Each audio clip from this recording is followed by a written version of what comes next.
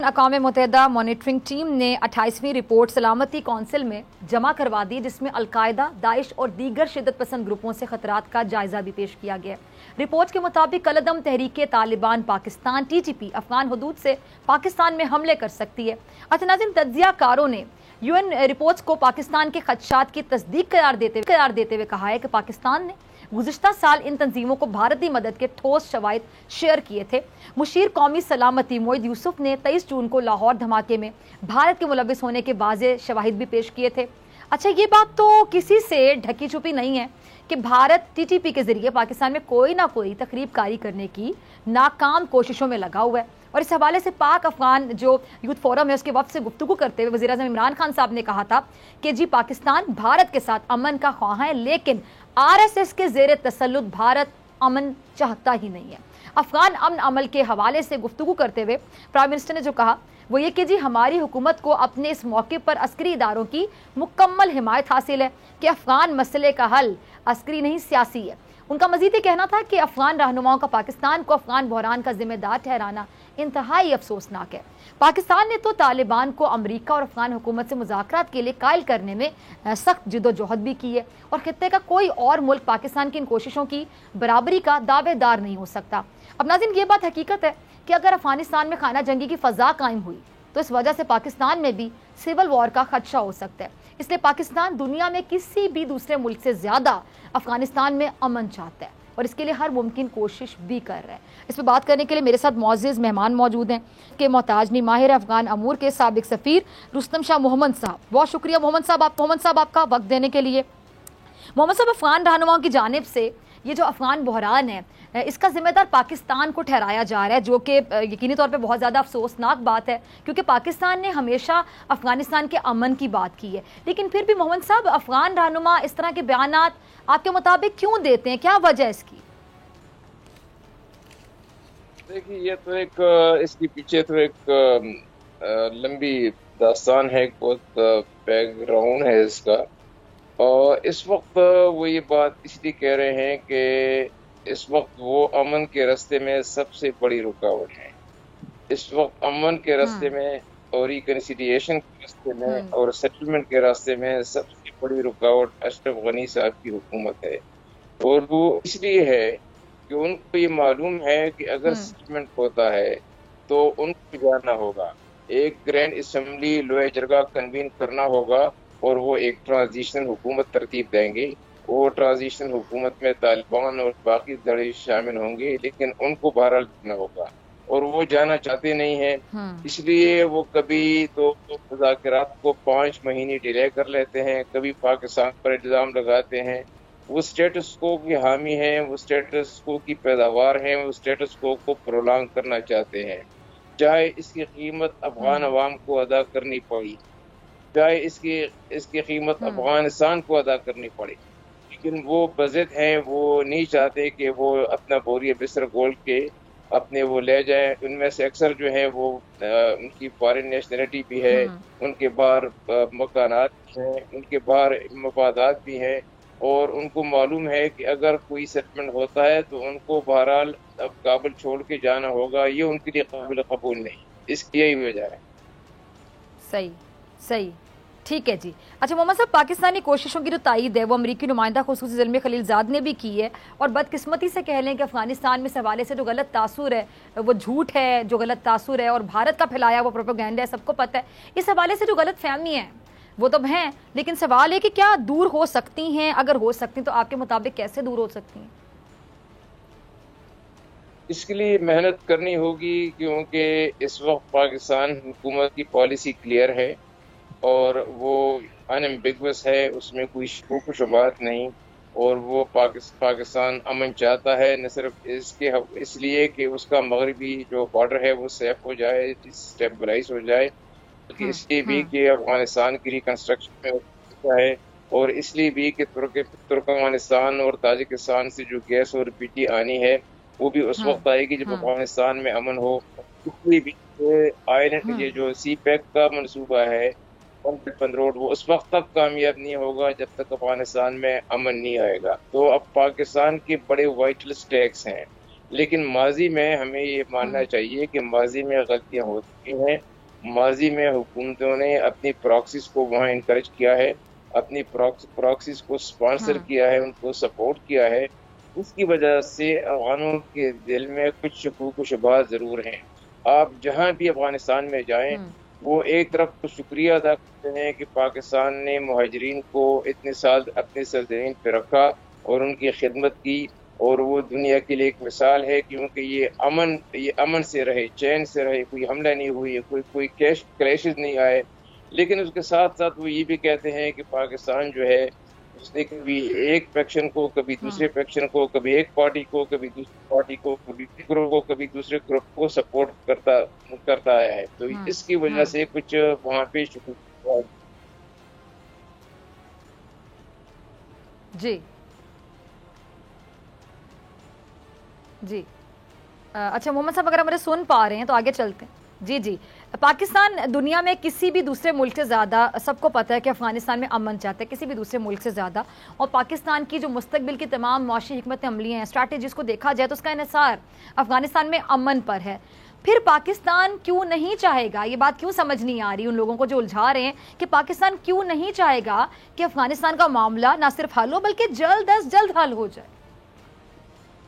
دیکھیے, افغانستان کے امن سے جتنا فائدہ پاکستان کو ہوگا کسی اور ملک کو نہیں ہوگا. افغانستان کی بدامنی سے جتنا نقصان پاکستان کا ہوگا کسی اور ملک کا نہیں ہوگا. تو اور ملکوں کے تو کنسرنز ہیں, ہمارے اسٹیکس ہیں, تو یہ بات تو سب کو آیا ہے. لیکن ماضی کو دیکھتے ہوئے کچھ لوگ اعتراض وغیرہ کرتے رہتے ہیں, لیکن ہمارا فوکس تو افغانستان کے امن پہ ہونا چاہیے. میرا خیال ہے کہ چونکہ وہاں پہ شکوک و شبہات بہت ہیں, اس لیے پاکستان کو یہ چاہیے, ہمیں یہ چاہیے کہ ہم چائنا کے کردار کو, رول کو ذرا آگے کر لیں, کیونکہ پاکستان پہ تو انگلیاں اٹھتی ہیں کہ پاکستان نے یہ کیا وہ کیا, اور امریکہ کی بھی سب خلاف ہیں, اور ایران کے بارے میں بھی کچھ خدشات ہیں. لیکن چین ایک ایسا ملک ہے جس کے بارے میں کوئی وہاں شکوک و شبہات نہیں ہے. ان کی وہاں بڑی انویسٹمنٹ بھی ہے, ان کے وہاں پہ کاپر مائنز میں انویسٹمنٹ ہے, پھر آئل اینڈ گیس میں شمالی صوبوں میں انویسٹمنٹ ہے, اور چین کو سب قدر کی نگاہ سے بھی دیکھتے ہیں, ان کی رائے کو اہمیت بھی دیتے ہیں. اور چین ایک ایسا ہے جو کبھی کوئی ایسی ایڈوائس نہیں دے گا افغانستان کو کہ جس کی منفی اثرات پاکستان پر پڑے. جو حکمت عملی یہ ہونی چاہیے کہ چین آگے بڑھے اور چین ایک مصالحتی کردار ادا کرے, اور مصالحتی کردار یہی ہو سکتا ہے کہ چین حکومت پر بھی دباؤ ڈالے, امریکہ سے بھی بات کرے. امریکہ دباؤ ڈال سکتا ہے اشرف غنی کی حکومت پہ, کیونکہ جو $4 بلین امریکہ سے آتے ہیں اسی کے بلبوتے پہ اشرف غنی صاحب حکومت کر رہے ہیں. اگر وہ پیسے بند ہو جائیں تو ان کی حکومت چل ہی نہیں سکتی. لیکن بدقسمتی سے امریکہ کو جتنا پریشر ڈالنا, وہ پریشر ڈالنے میں وہ ناکام ہو گیا ہے. اور اس وقت صورتحال ایسی ہے کہ دو راستے ہیں, یا تو ایک گرینڈ اسمبلی بلائی جائے اور وہ گرینڈ اسمبلی ایک ٹرانزیشن حکومت کی تشکیل کرے, اور ٹرانزیشن حکومت کو طالبان لیڈ کریں اور باقی سارے فیکشن ان میں شامل ہوں. یا تو یہی راستہ ہے, یا تو دوسرا راستہ یہی کہ حالات کو ایسے ہی چھوڑ دیا جائے اور طالبان 2-3 مہینوں میں اقتدار پہ قابض ہو جائیں گے. لیکن اس کی وجہ سے لوگ ضد میں آئیں گے, تباہی ہوگی, لوگ ہلاک ہوں گے, املاک کو نقصان پہنچے گا, انفراسٹرکچر کو نقصان پہنچے گا, لوگ جو ہیں سفر کریں گے, لوگ بے گھر ہو جائیں گے, IDPs بن جائیں گے. تو اس کی ایک بڑی کاسٹ ہے. اس کو ایوائڈ کرنے کے لیے بہترین طریقہ یہی ہے کہ امریکہ دباؤ ڈالے اشرف غنی صاحب کی حکومت پہ کہ وہ اس بات کے لیے راضی ہو جائیں کہ گرینڈ اسمبلی بلائی جائے, جو کہ افغانستان کی تاریخ کا ایک حصہ ہے. وہ افغانستان کا افغانستان کی بہت بڑی انسٹیٹیوشن ہے گرینڈ جرگہ اور گرینڈ اسمبلی. اور ہمیشہ جب بھی افغانستان میں کوئی بڑا تنازع سامنے آتا ہے تو اس کے لیے گرینڈ اسمبلی, جس کو لوئے جرگہ کہتے ہیں, لوئے جرگہ بلایا جاتا ہے. اور لوئے جرگہ جو بھی فیصلہ کرتا ہے سب کو تسلیم کرنا پڑتا ہے. یہ افغانستان کی 300 سال کی تاریخ ہے, 1745 سے لے کے آج تک. تو اس وقت بھی اس بات کی ضرورت ہے کہ گرینڈ اسمبلی یا لوئے جرگہ بلایا جائے اور وہ ایک ٹرانزیشن حکومت کی تشکیل کرے. جیسے میں نے عرض کیا کہ اس میں سب سے بڑی رکاوٹ اشرف غنی صاحب کی حکومت ہے, وہ جب تک وہ اپنی کرسیوں سے چمٹتے رہیں گے بات آگے بڑھے گی نہیں اور جنگ جو ہے وہ پھیلتی جائے گی. اور اس کا ایک خطرناک پہلو یہ ہے کہ اشرف غنی صاحب کی حکومت نے اس وقت وہاں پہ ملیشیوں کو انکریج کیا، پرائیویٹ ملیشیاز کو، اور وہ ایتھنیسٹی کی بنیاد پہ وہ ملیشیا بن رہی ہے. اور بھی زیادہ خطرناک بات ہے، وہاں ازبکس کی ملیشیا بن رہی ہے اس وقت، وہاں تاجک بن رہی ہے، وہاں ہزاراز کی ایک ملیشیا بن رہی ہے. اور یہ ان ملیشیوں کا مقصد یہی ہے کہ طالبان کو مقامی سطح پہ انگیج کیا جائے تاکہ وہ کابل کی طرف پیش قدمی نہ کر سکیں. تو یہ ایک پیش خیمہ ثابت ہوگا خانہ جنگی کے لیے، اور یہ ایک بڑا خطرناک عمل ہے، کیونکہ اگر ملیشیاز بن گئے، انہوں نے کارروائیاں، تو ملک خانہ جنگی کی طرف بڑھے گا، اور خانہ جنگی کے اثرات جو ہیں انہوں نے صرف افغانستان پہ بلکہ سارے ریجن پہ پڑے. ٹھیک ہے محمد صاحب، امریکہ نے جو طالبان سے مذاکرات بھی کیے اور افغانستان میں اپنا اثر بھی قائم رکھنا چاہتا ہے، یعنی افغان حکومت کو سپورٹ بھی کر رہا ہے، کیا یہ دوہری پالیسی نہیں ہے؟ امریکہ ویسیلیٹ کر رہا ہے، ویورنگ کر رہا ہے امریکہ کی. اب دیکھیں کہ اس دن امریکہ نے دوبارہ اپنے ہوائی جہازوں کو حکم دیا کہ وہ طالبان پر بمباری شروع کریں، تو 2 دن پہلے انہوں نے پھر بمباری شروع کی اور طالبان کو بہت زیادہ نقصان پہنچایا. پہلے وہ کہہ رہے تھے کہ ہم افغانستان سے نکل رہے ہیں اور یہ اب افغان فوج کا کام ہے، وہ ملک کو ڈیفینڈ کر سکتے ہیں، ان کی ہم نے ٹریننگ کی ہے، وہ 3 لاکھ فوج ہے. 3 لاکھ پیسے تقریباً کوئی 28,000 اس وقت وہ سرنڈر ہو چکے ہیں طالبان کے سامنے. اور باقی جو ہیں وہ کبھی تنخواہ نہیں ملتی، ان کی موٹیویشن نہیں ہے، ان کو معلوم ہے کہ جلد یا بدیر طالبان ملک پہ قبضہ کرنے والے ہیں، تو ان کوئی موٹیویشن ہی نہیں ہے لڑنے کی، وہ لڑنا چاہتے ہی نہیں ہیں. آپ دیکھیں کہ جتنے کوئی 216 ضلعوں پہ طالبان کا قبضہ ہو گیا ہے، ان میں سے 4-5 کے علاوہ باقی جو 210 ضلع ہیں وہ پرامن طور پہ سرنڈر کر گئے ہیں. وہاں کوئی لڑائی نہیں ہوئی، اور لڑائی اس لیے نہیں ہوئی جیسے میں نے عرض کیا کہ وہ لوگ، ان کی کمٹمنٹ ہی نہیں ہے لڑائی سے. افغان سیکیورٹی فورسز کی ان کا کوئی جذبہ ہی نہیں ہے. وہ کہتے ہیں، وہ سمجھتے ہیں کہ طالبان اب آنے والے ہیں، ہم کس لیے لڑیں.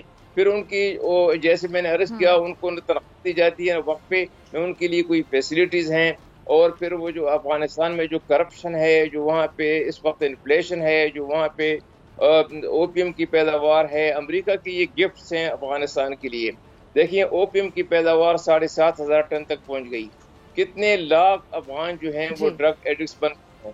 اس وقت 40 لاکھ لوگ انٹرنلی ڈسپلیسڈ ہیں، لوگ بھاگ رہے ہیں یورپ کی طرف، ٹرکی، ایران کی طرف بھاگ رہے ہیں. اور ایک وہاں پہ ایک ہیجان ہے، ایک پینک پھیلا ہوا ہے سارے افغانستان میں. یہ 20 سال کی جنگ کے بعد یہ امریکہ چھوڑ رہا ہے اپنے جو لیگیسی چھوڑ رہا ہے، ایک ٹاکسک لیگیسی چھوڑ رہا ہے، جو کہ میں سمجھتا ہوں کہ افغانستان کو بڑا عرصہ لگے گا اس سے ریکور ہونے میں.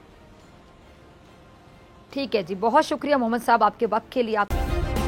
سبسکرائب کریں اور بیل دبائیں تاکہ کوئی خبر رہ نہ جائے.